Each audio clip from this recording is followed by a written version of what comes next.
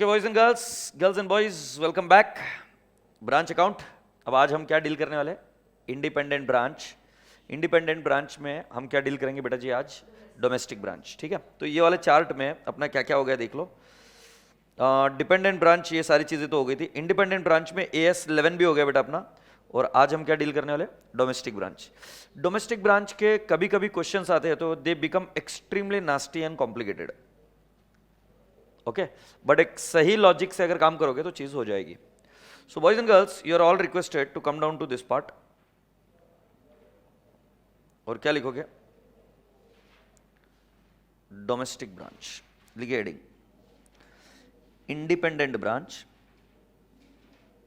Independent branch,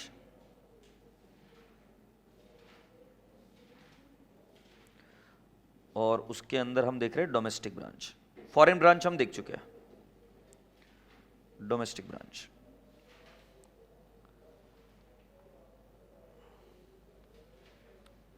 ठीक है,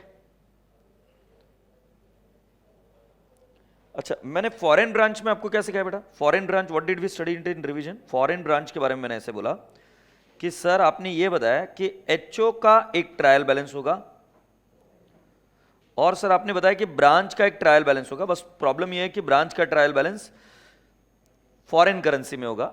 इन दोनों से हमको क्या बनाना था सर?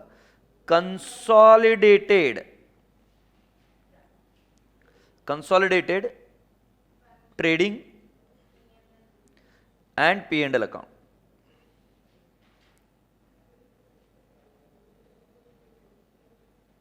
बराबर है? सो बेटा जी अब डोमेस्टिक ब्रांच में भी मेजर क्वेश्चन क्या पूछा जाएगा? फॉरेन को काट कर अगर मैं इधर डोमेस्टिक लिख दूं तो डोमेस्टिक में भी यही करना है कि एक HO का ट्रायल बैलेंस होगा और एक ट्रायल बैलेंस ब्रांच का होगा, और उससे आपको क्या बनाना है? Trading, P&L account and balance sheet if required. But remember यहां पर एडजस्टमेंट थोड़ी सी ज्यादा होगी। द एडजस्टमेंट यहां पर क्या था कि पहले फॉरेन ब्रांच में सारी एडजस्टमेंट कौन सी थी? कन्वर्जन की एडजस्टमेंट थी। यहां पर ये जो ट्रायल बैलेंस है और ये जो ट्रायल बैलेंस है, इनमें अभी कुछ एडजस्टमेंट बाकी होगी as good as final account. So will be subjected to adjustments. तो मैं पहला काम क्या करूंगा बेटा जी? आपको कुछ एडजस्टमेंट सिखाऊंगा। Have you all understood what I am going to teach you? Adjustments. Second चीज इसमें क्या आती है? ब्रांच का ट्रायल बैलेंस अगर मान लो आपने ऐसा डिसाइड किया कि आप HO का ट्रायल बैलेंस में उसको इनकॉर्पोरेट करेंगे, तो ट्रायल बैलेंस किससे बनता है? अपना बचपन याद करो।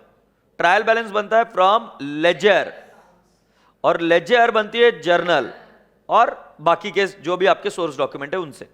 अब प्रॉब्लम क्या है कि HO का ट्रायल बैलेंस के लिए बैकअप किसका है? लेजर का है।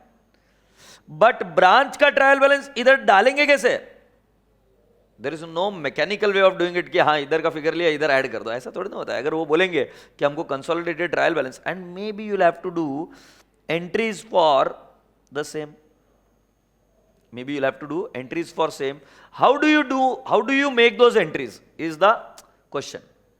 How do you make those entries is the question, and this entries is what I am going to teach you कि अगर आपको ब्रांच का ट्रायल बैलेंस इधर इनकॉर्पोरेट करना है वाया एंट्रीज। सो दो टाइप की प्रॉब्लम बताता हूं। एक प्रॉब्लम क्या कि आपको consolidated trading and P&L account बनाना पड़ेगा। दूसरा वो बोलेंगे कि जर्नल एंट्री कर कर उधर का ट्रायल बैलेंस इधर इनकॉर्पोरेट करो। ट्रायल बैलेंस कभी ऐसा नहीं कर सकते कि इधर का ट्रायल बैलेंस और इधर का ट्रायल बैलेंस ऐड कर दो। ऐसे कैसे ऐड करूं? इधर लेजर में बैलेंस दिखने को होना ना कि what is the balance of the entity. So if you want to do it entries तो कैसे करना है? मेजॉरिटी केस में इस पर क्वेश्चन नहीं पूछा जाता, क्वेश्चन पूछा जाता है इस पर, एडजस्टमेंट्स पर, मेजॉरिटी केस में। Is that okay? उसके अलावा कुछ क्वेश्चंस और भी हो सकते हैं छिछोरे। कौन सा क्वेश्चन सर? कि ब्रांच का ट्रायल बैलेंस दिया और ब्रांच के फाइनल अकाउंट बनाओ। कौन पूछेगा बताओ ना यार ऐसा? बॉयफ्रेंड का अकाउंट नहीं, ब्रांच का फाइनल अकाउंट बनाओ।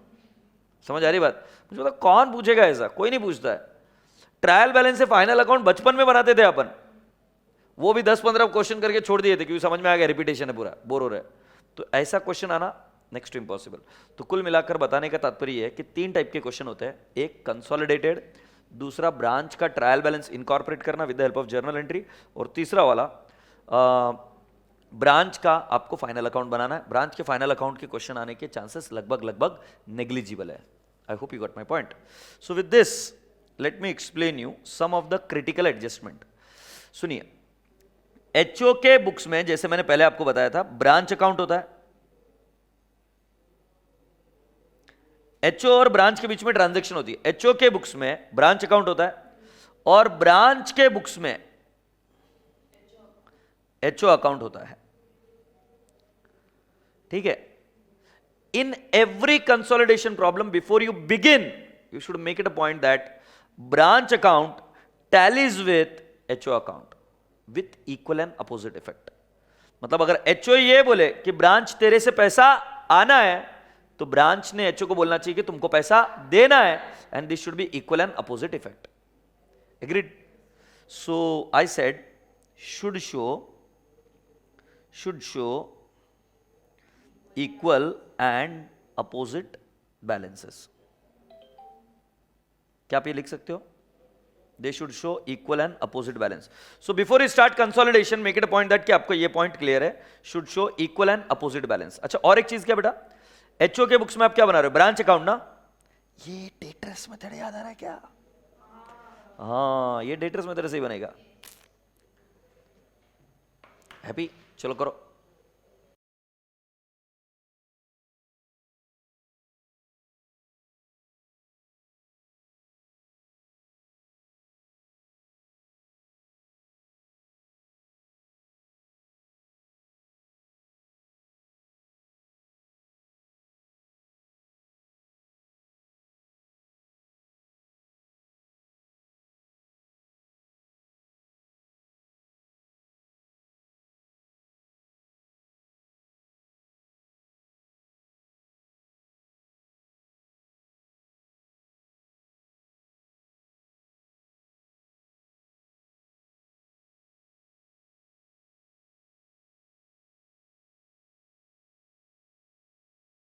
हो गया? ठीक है। अब लिखिए however in exam however in exam however in exam however in exam both this account however in exam both this account will not tally। however in exam both this account will not tally। नहीं तो फिर मजा ही क्या आएगा। तो ये account exam में tally नहीं होते। तो तुम्हें अभी ये पता चल रहा है कि हम क्या कर रहे हैं, इंडिपेंडेंट ब्रांच है, मतलब एचओ अपनी बुक्स में ब्रांच अकाउंट बनाएगा और ब्रांच अपनी बुक्स में कौन सा अकाउंट बनाएगी? HO account. तो पहले मैं आपको ये सिखाऊंगा किस तरीके इन अकाउंट्स को टैली किया जाता है। Okay, now let's me explain you. First one, goods in transit. लिखिए heading, goods in transit. Goods in transit, इसको स्टॉक इन ट्रांजिट भी बोल सकते हैं बेटा। यस, अब जरा ध्यान से सुनते जाइए क्या होता है। Everyone be agile and alert what I am talking about. Goods in transit की पूरी स्टोरी समझते हैं। एक एचओ होता है, एक ब्रांच होता है, ठीक है। और हम ऐसा मान रहे हैं कि माल एचओ ने ब्रांच को भेजा है, और जनरली वैसे ही होगा। ब्रांच एचओ को सिर्फ रिटर्न करती है गुड, ब्रांच एचओ को जनरली माल नहीं भेजती। मैंने वर्ड यूज किया generally, sometimes it may happen. So मैंने कहा एचओ ने माल भेजा, गुड्स, गुड्स सेंट। अभी जो गुड सेंट है ये ट्रक में रास्ते में ही पड़े हुए हैं। और तेरी ट्रक कैसे बनाऊं? ओह, प्रॉब्लम हो गई, सॉरी। सो जो गुड सेंट है, अभी आ गया याद कैसे बनाता था मैं। हाँ ठीक है। सो गुड्स इन ट्रांजिट है, अभी तक ब्रांच तक पहुंचे नहीं है। Now, what entry HO must have done when he has sent the goods to HO, branch? The entry should have been branch account debit to goods sent to branch. Now, please understand. Let's assume that the amount is 1 lakh, 1 lakh. Let's assume that the amount is 1 lakh, 1 lakh. Now, I'll create branch account. And in the branch account, I'll write down to goods sent to branch, I'll write down 1 lakh. I'll write down goods sent to branch 1 lakh. Now what I'll do is, I'll say you branch क्या entry करेगी? Branch क्या entry करेगी? No entry. Now I'll ask me question, why no entry? Goods are still not received ना? Branch entry कैसे करेगी? उनके पास कुछ तो चाहिए ना, branch can not do it. So यहां पर in the books of branch, ये किसके बुक्स में? In the books of HO. और in the books of branch we will have which account?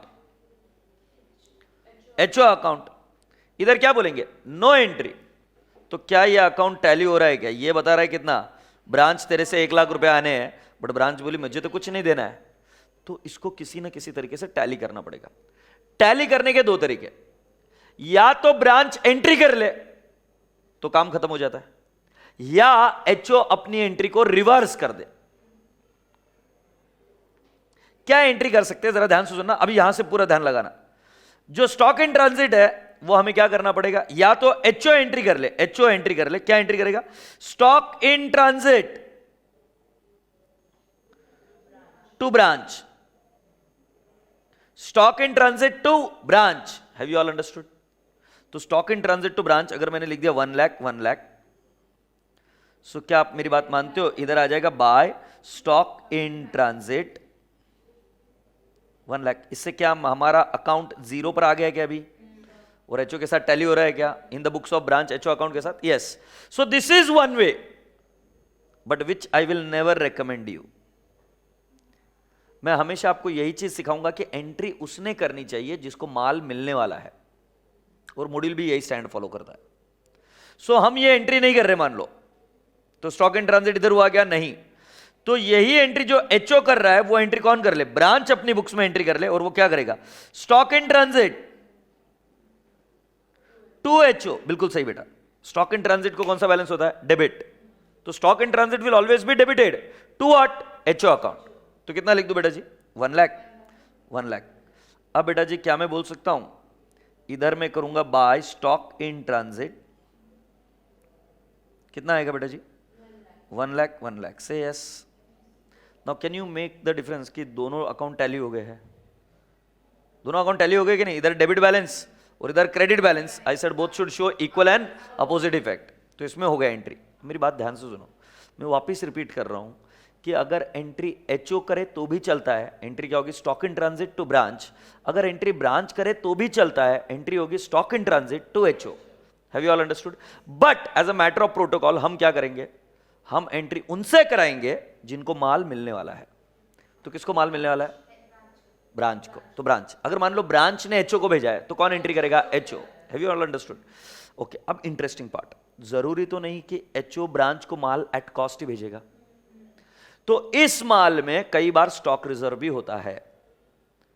Agreed? तो हमेशा स्टॉक इन ट्रांजिट पर अगर स्टॉक रिजर्व रहा तो उसकी एंट्री करेंगे आप. Do you all appreciate? Okay. Stock reserve की एंट्री के बारे में क्लियर हुआ, और कौन एंट्री करेगा ये भी क्लियर हुआ. अब आ रही है इंपॉर्टेंट बात. अगर कल को तुमको बोला कि ट्रेडिंग अकाउंट बनाओ ब्रांच का, ट्रेडिंग अकाउंट बनाओ ब्रांच का, ठीक है? ध्यान से सुनना. 2 टाइप के कंफ्यूजन इधर बच्चों को इंडिपेंडेंट ब्रांच में आता है. ट्रेडिंग अकाउंट,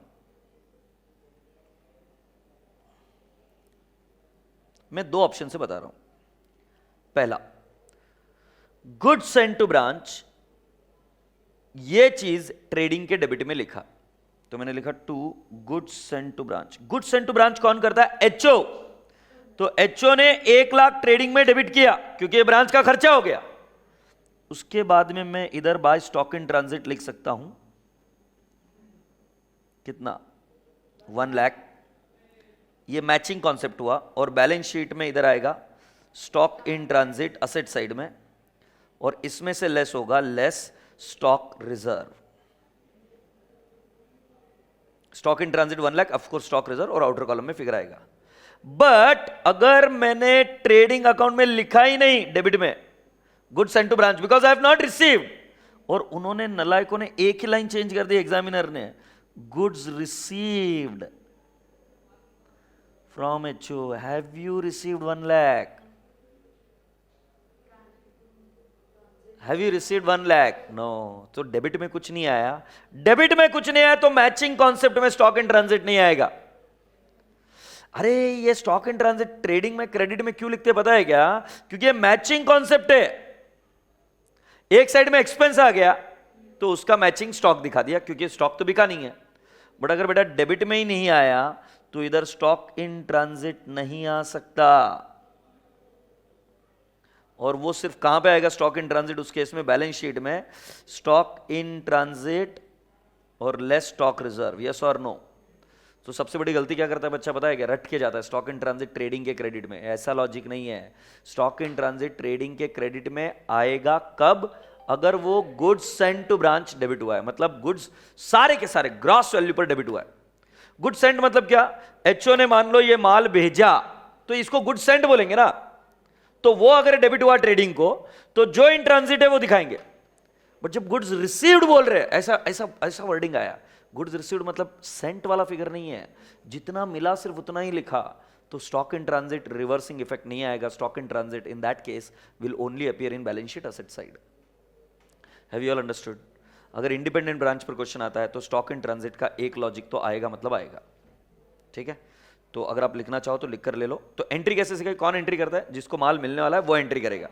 तो वो तो एंट्री क्लियर होगी। Stock in transit to what? HO, या stock in transit to what? Branch. अगर एचओ कर रहा है तो stock in transit to branch, अगर ब्रांच एंट्री कर रहा है तो stock in transit to HO. ये तो क्रिस्टल क्लियर है। अब तुम्हारा क्वेश्चन क्या है कि sir stock in transit disclose कैसे करना? तो मैंने कहा stock in transit is a balance sheet item by and large. क्यों? एंट्री क्या है? Stock in transit to HO, तो एक इफेक्ट एचओ अकाउंट में, एक effect stock in transit. Stock in transit is an asset account, it will go in balance sheet asset side. But कभी कभी module में ऐसा रहेगा कि ट्रेडिंग के डेबिट में गुड्स रिसीव्ड नहीं होगा, सेंड होगा, और क्रेडिट साइड में क्या होगा? Stock in transit. वो मैचिंग कॉन्सेप्ट होगा। और कई बार ऐसा होगा ही नहीं, क्योंकि वहां पर वर्ड होगा गुड्स रिसीव्ड। गुड्स रिसीव्ड मतलब माल जो पूरा भेजा वो लिया ही नहीं, तो स्टॉक इन ट्रांजिट लिखने की जरूरत ही नहीं है। से यस और नो? तुम्हारा स्टॉक तभी हो सकता है जब आपने उसको परचेसेस दिखाया। परचेसेस दिखाया ही नहीं, there cannot be stock in transit. तो जब रिसीव्ड होता है तो जितना माल मिला है उतना ही डेबिट किया है, तो काहे का stock in transit? Say yes और no?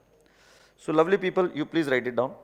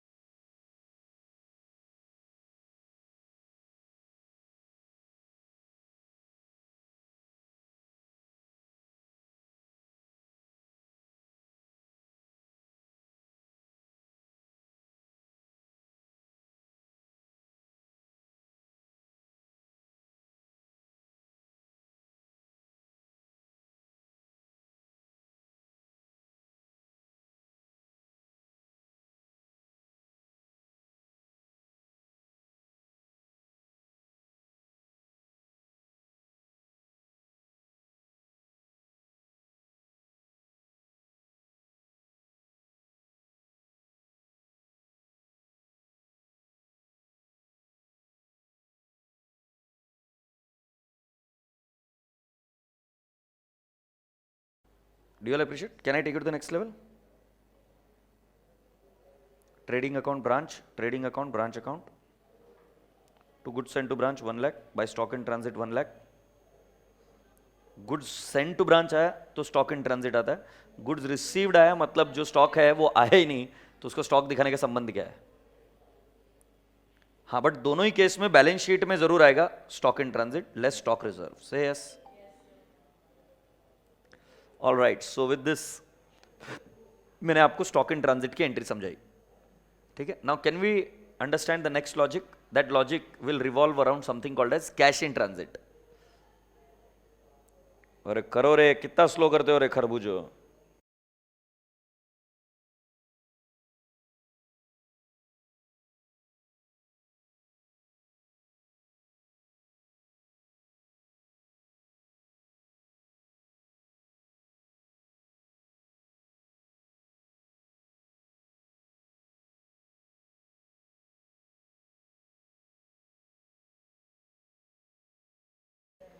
Done beta? Okay. Now I need to take it to the next step. We write down it as cash in transit. Write down the heading cash in transit. Cash in transit. Okay. So when you have written cash in transit, I have got my first question. Cash in transit का logic क्या होगा? You will have HO and you will have what? Branch. So what branch will do is, branch will send cash to what? HO. Branch will send cash to what? HO. Okay. तो cash भेजा, HO को cash नहीं मिली, HO को cash नहीं मिली, तो बेटा जी किसी ने तो एंट्री करनी है. मैंने ट्रिक क्या बताई? जिसको मिलने वाला होता है वो एंट्री करेगा. अब मुझे बताओ कैश इन ट्रांजिट को कौन सा बैलेंस होता है? Debit balance. It is as good as asset. तो मैं आपको पहले पूरा डिटेल में बताता हूं होता क्या. ब्रांच ने जब कैश भेजी होगी तो ब्रांच एंट्री क्या करेगा? HO account debit to cash. Let's assume 20,000. सो HO को डेबिट बैलेंस आएगा, बट HO को मिला ही नहीं है, तो HO ने मिलने की तो नो एंट्री है. बट फाइनलाइजेशन करते वक्त मैंने क्या बताया? HO and branch should show equal and opposite effect. इसके पहले फाइनलाइजेशन में जाना ही मत. सो बेटा जी हमारी एंट्री क्या होगी? इधर मैं एंट्री करूंगा cash in transit, cash in transit to branch. तो लिख कर लो. अब आप पूछोगे कैश इन ट्रांजिट कहां जाएगा? Balance sheet asset side. Where will cash in transit go? Balance sheet, asset side. I hope you got my point. HO to cash and cash in transit to branch.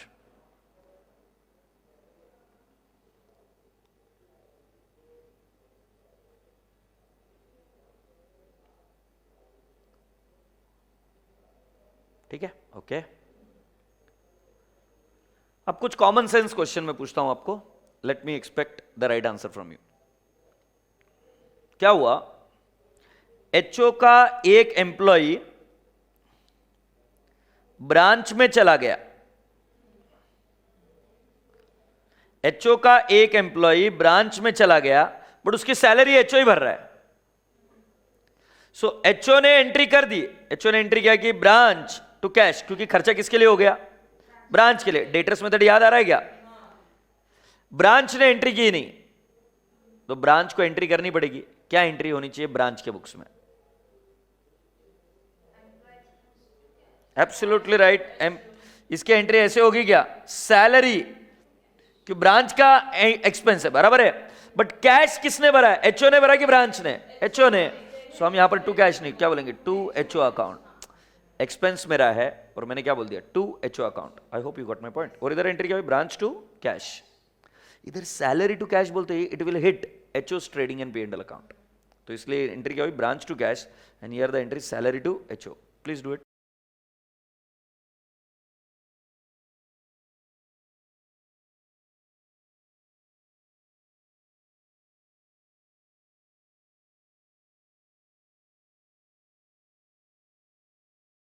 ऐसा और भी कई सारी चीजें हो सकती है. आई एम श्योर कि तुम्हारे कॉस्टिंग में तुमने एक चीज समझी होगी. HO एडवर्टीजमेंट एक्सपेंडिचर करता है एट सेंटर लेवल. जैसे SBI, बैंक ऑफ बड़ौदा, ये सभी लोग एक्सपेंसेस कैसे करते हैं? At central level. और फिर सभी ब्रांचेस को उसमें से एक्सपेंडिचर डिस्ट्रीब्यूट होता है. तो सेंट्रलाइज सर्विसेज में अकाउंटिंग भी कंडक्ट हो सकती है कि पूरी ब्रांचेस की अकाउंटिंग एक सेंट्रलाइज लोकेशन पर, और उसके एक्सपेंसेस सभी ब्रांचेस को डाल दिए जाए. उस केस में एंट्री क्या होती है? मेरी बात सुनिए.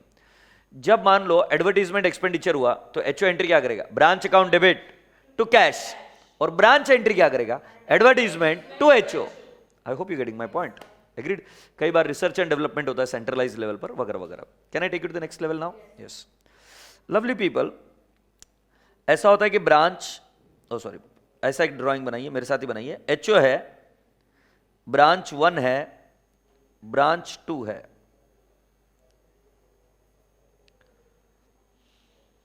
ठीक है.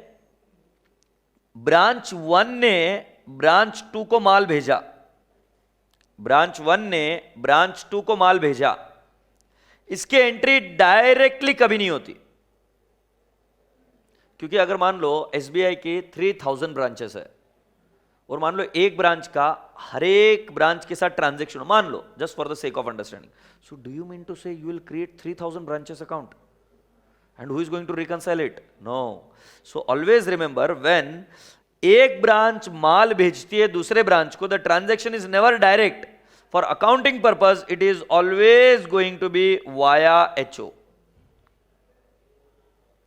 It will always be going to via HO. It is never direct. So one I am saying branch 1 send goods back to HO, तो एंट्री देखो कैसे होगी। जब माल मिला था तब हमने एंट्री क्या करी थी, गुड्स रिसीव्ड, परचेसेस जैसा। टू एचओ किया होगा जब माल मिला था ब्रांच 1 को। जब माल भेज रहे ब्रांच 2 को तो एंट्री क्या होगी, हमने माल रिटर्न कर दिया, हाँ या नहीं। जब माल मिलता है तब हम एंट्री क्या करते हैं, एक्सपेंस या goods received to HO, HO को पेबल। जब माल रिटर्न करते हैं तब एंट्री क्या होगी, HO account debit to goods received. Goods and नहीं, गुड्स रिसीव्ड बोलेंगे ना, अभी इंडिपेंडेंट ब्रांच है। Goods received from HO. Have you all understood? फिर एचओ क्या करेगा, माल मिला इसकी एंट्री करेगा। एचओ किसकी एंट्री करेगा, माल मिलने की एंट्री करेगा। तो एचओ माल मिलने की एंट्री क्या करेगा, वो बोलेगा goods send to branch, to branch.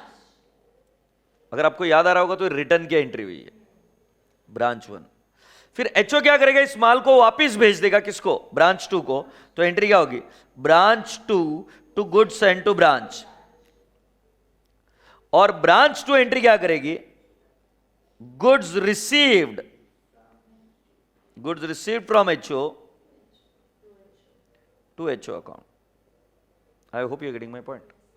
कुल मिलाकर मैं आपको बता रहा हूं, branch 1 will never know branch 2, it is always via HO. तो ब्रांच 1 ने माल ब्रांच 2 को भेजा, तो ट्रिक क्या हुई कि तुमने किसको भेजा, एचओ को। So good send to HO ऐसा मानकर एंट्री करना है। तो अपना एंट्री क्या होगा, will say HO account debit to goods received from HO और goods send to HO, agreed. और एचओ क्या एंट्री करेगा, जो माल हमने भेजा था वो रिटर्न आ गया ऐसा एंट्री करेगा। तो वो एंट्री क्या करेगा, गुड्स सेंड टू ब्रांच 1। और फिर branch 2 to goods send to branch, माल भेजने की। और ब्रांच 2 एंट्री क्या करेगी, goods received from HO to HO account, agreed. एक ट्रिक बताऊं क्या, कई बार मैक्सिमम टाइम एचओ के बुक्स में एंट्री पूछी जाती है। तो क्या एचओ के बुक्स में एंट्री क्या है, ब्रांच 2 टू ब्रांच 1, क्योंकि ये तो कैंसिल हो जाएगा ना। सो ट्रिक क्या है, एकदम receiving branch account debit to sending branch. ये हमने डिपार्टमेंट अकाउंट में भी देखा था, ये हमने किस में देखा था, डिपार्टमेंट अकाउंट में भी देखा था। क्या एंट्री होगी, receiving branch account debit to what, sending branch account. किसके बुक्स में बात कर रहा है, एचओ। रिसीव कौन हो रहा है, ब्रांच 2। सेंड कौन कर रहा है, branch 1। So what is the entry, receiving branch to sending branch. Say yes, मुझे एंट्री नहीं समझी, बताओ क्या एंट्री होगी in the books of HO, receiving branch to sending branch. ये ट्रिक एक ध्यान में रखना। और दूसरा क्या, एचओ ब्रांच को माल भेज रहा है, सॉरी ब्रांच एचओ को माल भेज रहा है, एचओ दूसरी ब्रांच को भेज रहा है। तो आपको एंट्रीज इस सीक्वेंस में करना है, किसी के भी बुक्स में पूछा तो, एग्रीड। सो बेटा ये ड्राइंग आपने की थी, ये एंट्रीज भी लिख रखेगी आप, एंट्रीज लिख कर रख लो।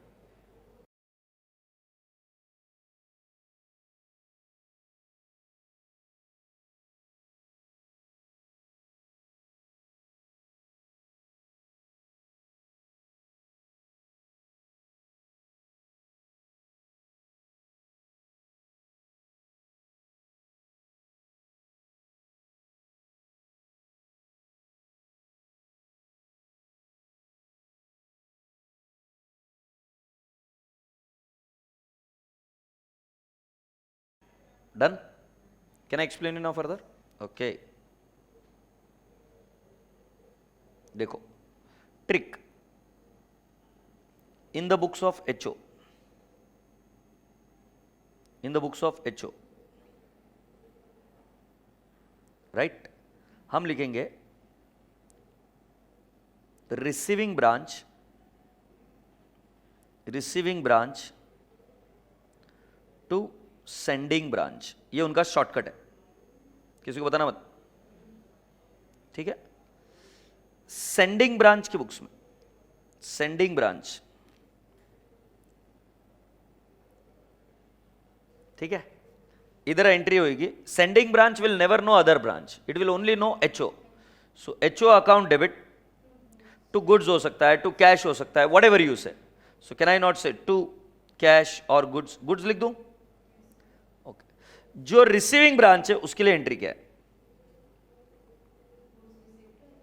Yes absolutely right, goods to HO. ये कौन से बैलेंस शीट में, ये कौन से फाइनेंशियल्स में जाएगा, ये कौन से फाइनेंशियल्स में जाएगा? Stand alone. This will go in stand alone. ये भी किस में जाएगा? Stand alone. और ये इंपैक्ट जाएगा एचओ के बुक्स में। ठीक है, अब बेटा एक तुमको पता नहीं है बट तुमने एक बहुत बड़ी चीज सीख ली। वैसे एग्जाम में ये मेजॉरिटी केस में आता है, अगर आया तो तुमने बहुत बड़ी चीज सीख ली है। मुझे पता नहीं तुमको आइडिया है कि नहीं। अरे बच्चों, सिर्फ गुड्स थोड़ी ना भेजेंगे। एक ब्रांच ने दूसरे ब्रांच को कैश भेजा और पूछेंगे एचओ के बुक्स में एंट्री करो, तो क्या? Receiving branch to sending branch. एक ब्रांच ने दूसरे ब्रांच के लिए बीआर भेजा, receiving branch to sending branch. समझ आ रहा है? तो ऐसा कुछ भी कॉम्प्लिकेशन पूछे, तुम एक ट्रिक ध्यान में रखना, जो भेज रहा है उसको क्रेडिट करेंगे, जिसको मिल रहा है उसको डेबिट करेंगे। एग्रीड? तो ये बहुत पॉपुलरली आता है एग्जाम में। ठीक है, अच्छा इसी के साथ अभी हम बढ़ेंगे अगले पार्ट के पास। हमने अभी तक कौन सा देख लिया? Goods in transit, cash in transit, expenses incurred by HO on behalf of branch. वैसा उल्टा ब्रांच भी कर सकती, branch has incurred expenses on behalf of HO. तो एचओ एंट्री क्या करेगा? एक्सपेंस टू ब्रांच, और ब्रांच एंट्री क्या करेगी? HO to cash. समझ में आ रहा है कि नहीं? चलो लिख देते हैं, expense incurred by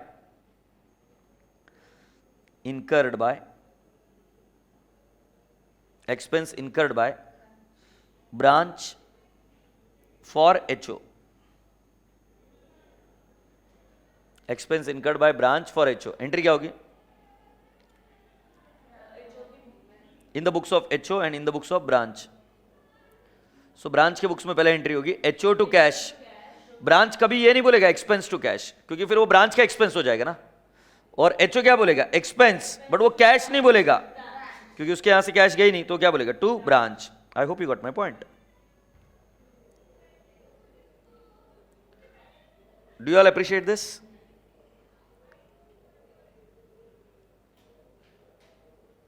Okay, now we go to the next part, and that is again very beautiful and interesting. And what is that part? सबसे difficult part, accounting of fixed asset. Accounting of fixed asset interesting है, मजा आएगा तुमको पढ़कर ये। ठीक है, मैं आपसे क्वेश्चन पूछूं। आईसीआई की ब्रांचेस है, राइट? आईसीआई की ब्रांचेस है, और कई जगह पे ICI has constructed really beautiful offices. अब मैं आपसे पूछता हूं, ये फिक्स्ड असेट किसकी ओनरशिप के अंडर खरीदे जाते होंगे? ब्रांच की ओनरशिप पर या एचओ की ओनरशिप पर?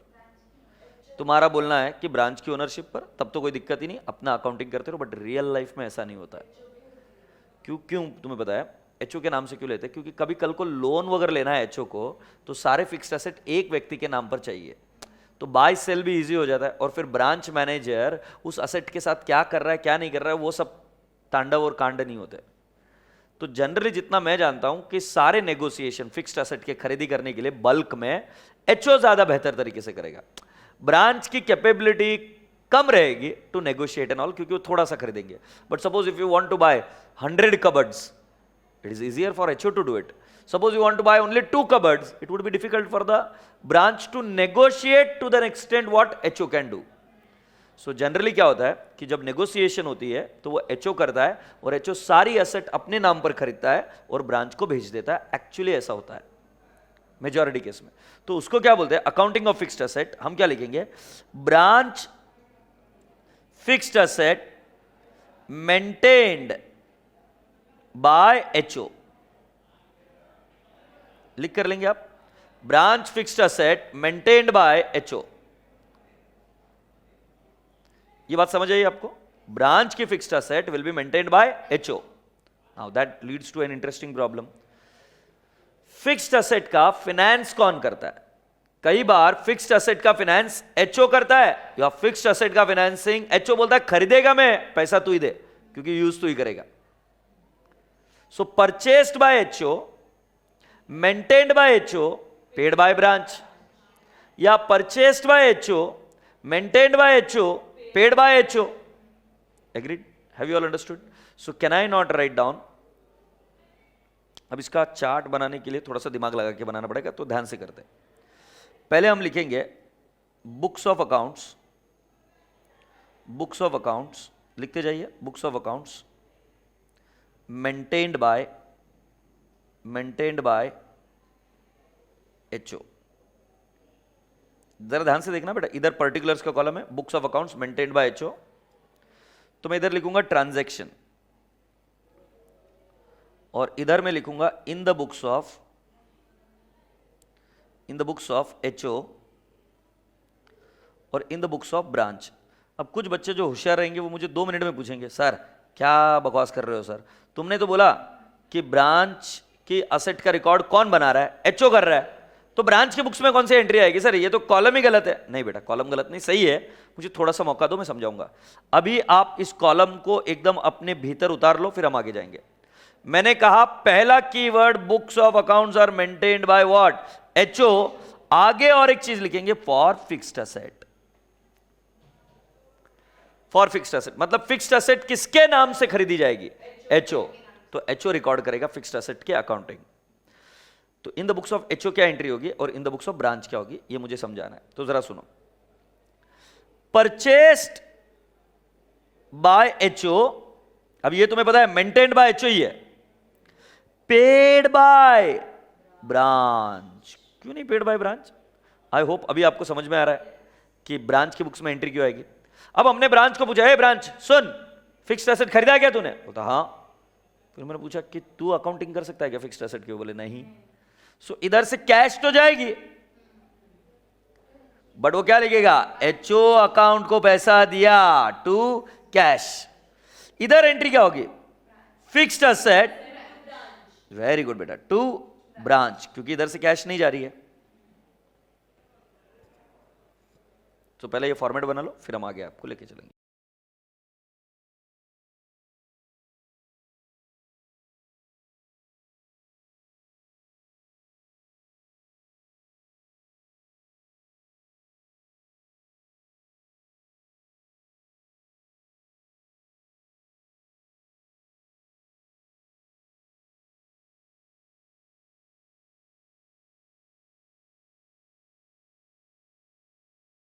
Okay, गुड़िया, now next I'm saying next purchased by HO, ठीक है, paid by HO, so यहां पर हम क्या लिखेंगे, नो एंट्री। क्यों, क्योंकि बेटा ब्रांच का कोई लेना देना नहीं है, बट इधर एंट्री क्या हो जाएगी, बिल्कुल सही, fixed asset to cash.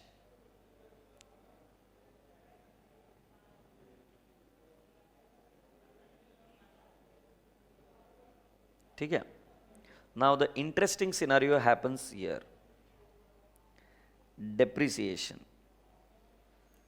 Can I ask you one thing,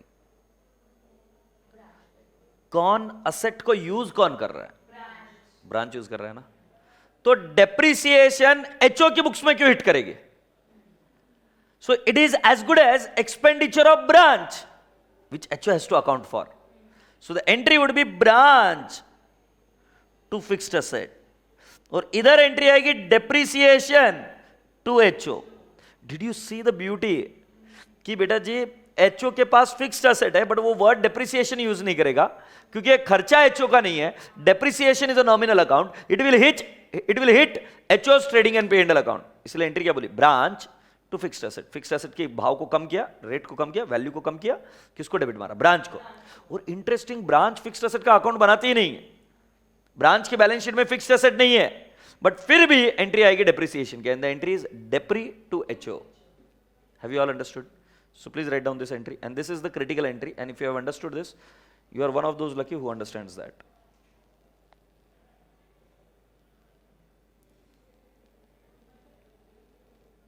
Happy? Yes.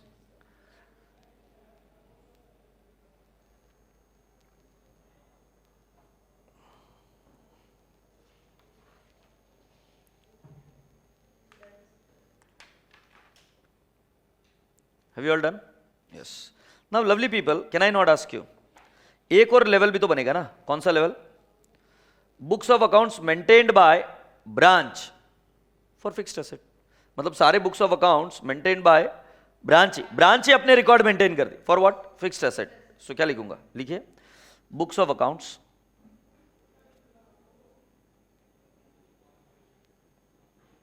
Maintained by, books of accounts maintained by branch for what? For fixed asset. So can I not say here it will be transaction और इधर क्या आएगा? Books of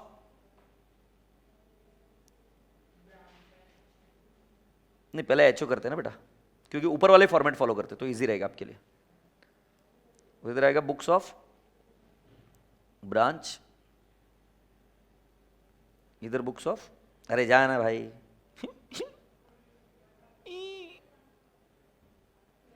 अच्छा ठीक है, books of HO, ठीक है।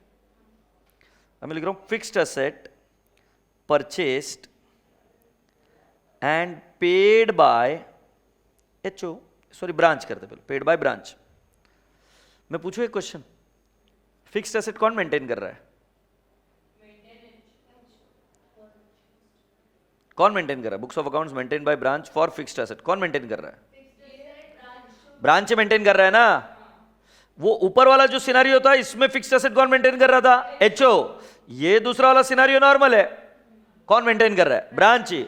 सो branch maintain कर रहा है तो इधर एंट्री क्या आएगी? फिक्स्ड एसेट टू कैश, क्योंकि पेड बाय ब्रांच और अकाउंटिंग भी मुझे ही करना है। पिछले केस में कैश मैंने भरा होता, बट फिर भी मैं फिक्स्ड एसेट नहीं लिख सकता, मुझे लिखना क्या? एचओ, क्योंकि सारा रिकॉर्ड कौन मेंटेन कर रहा था? एचओ। यहां पर क्या आएगा? नो एंट्री, क्योंकि यार एचओ का कोई लेना देना ही नहीं ना एचओ फिक्स्ड एसेट का रिकॉर्ड मेंटेन कर रहा है, ना वो कोई कैश भर रहा है। Next, fixed asset purchased and paid by HO, क्या लगता है? तो फिक्स्ड एसेट टू एचओ, बिल्कुल सही। और इधर ब्रांच टू कैश, बिल्कुल सही।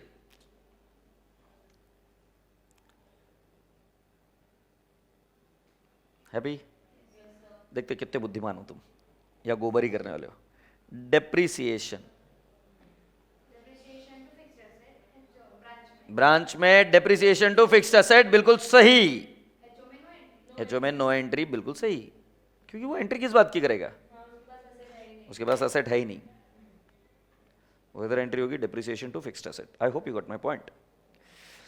सो boys and girls, in your revision batch book जो भी मैंने ट्रांजैक्शन आपको बताई वो पेज नंबर 19 और 20 पर लिखा हुआ है। 19 और 20 पर ये सारी चीजें लिखी हुई है in your revision booklet. 19 and 20 in point number 8 शब्द लिखा हुआ है some special item under independent branch, some special items under independent branch. I hope you got my point. इसके बाद में हमें क्या करना है, इसके रिलेटेड कुछ क्वेश्चंस करने हैं। But before we start this, I am requesting you all to come down to page number 17 and 18 first.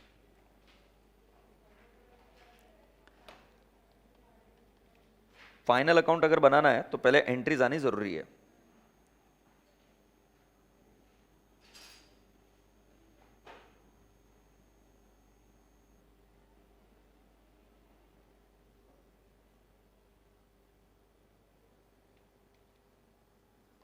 Seventeen में अगर आप नीचे आएंगे तो नीचे क्या लिखा है? एंट्रीज, एचओ के बुक्स में और ब्रांच के बुक्स में। एचओ के बुक्स में मैं ट्रिक बता रहा हूं, डेटर्स मेथड यूज करना। ब्रांच में थोड़ी सी शक्ति लगानी पड़ेगी। पहला, goods are sent by HO to branch, हम एंट्री क्या करते थे? Branch to goods sent. और ये एंट्री क्या करेगा? Goods received to HO. Next, goods are returned, उल्टी entry, goods sent to branch. और इधर एंट्री क्या करेंगे हम? एचओ टू गुड्स रिसीव्ड, ठीक है ना, वो इंडिपेंडेंस रखना। Branch expenses paid by HO, branch to cash, branch की बुक्स में expense to HO. I hope you got my point. Proportion of HO expenses charged to branch, ऐसा होता है ना, एचओ के कुछ centralised expenses charge to what? Branch. Apportionment of overhead में भी क्या होगा, या सेंट्रल एक्सपेंसेस भी क्या होगा? सो आप क्या करोगे इसका? ब्रांच टू एक्सपेंस, क्योंकि इधर कैश पे नहीं हुआ, इधर सिर्फ अलोकेशन ऑफ एक्सपेंस है, डिफरेंस है। ऊपर की ओर इस एंट्री में फर्क क्या है? इधर expenses are paid, here expenses are not paid, it is only charged, means expense are already incurred, उसको सिर्फ बांटना है। तो अपनी एंट्री क्या होगी? ब्रांच टू एक्सपेंस, और इधर एंट्री क्या होगी, expense to HO. Happy. Payment made to branch by HO, entry क्या होगी, ब्रांच टू कैश, इधर एंट्री क्या होगी, cash to HO. Branch debtors collected by HO, शांति शांति शांति, branch debtors collected by HO. Branch debtors independent branch में किसकी बुक्स में होंगे, ब्रांच की। हमारे बुक में डेटर है ही नहीं, वो हमारे पास उस डेटर ने कैश लाकर दे दी, मतलब ब्रांच का डेटर, हमारे बुक्स में वो डेटर है ही नहीं, तो हम क्या बोलेंगे, कैश टू ब्रांच। और ब्रांच एंट्री क्या करेगी, एचओ टू डेटर्स, क्योंकि कैश तो है ही नहीं, बट डेटर्स को तो कम करना पड़ेगा ना, क्योंकि हमारे डेटर ने पैसा किसको दे दिया, एचओ को। Have you all understood? So ये एक इंपॉर्टेंट एंट्री थी, अच्छी एंट्री थी। Dividend collected by branch on behalf of HO. Dividend किसकी इनकम है, किसकी income, on behalf of HO की, तो हम एंट्री क्या करेंगे, ब्रांच टू डिविडेंड, इनकम दिखा दिया। ब्रांच एंट्री क्या करेगा, cash to HO, branch entry क्या करेगा, कैश टू एचओ। है नहीं, ये बहुत कंफ्यूजिंग होता है, ध्यान से करने।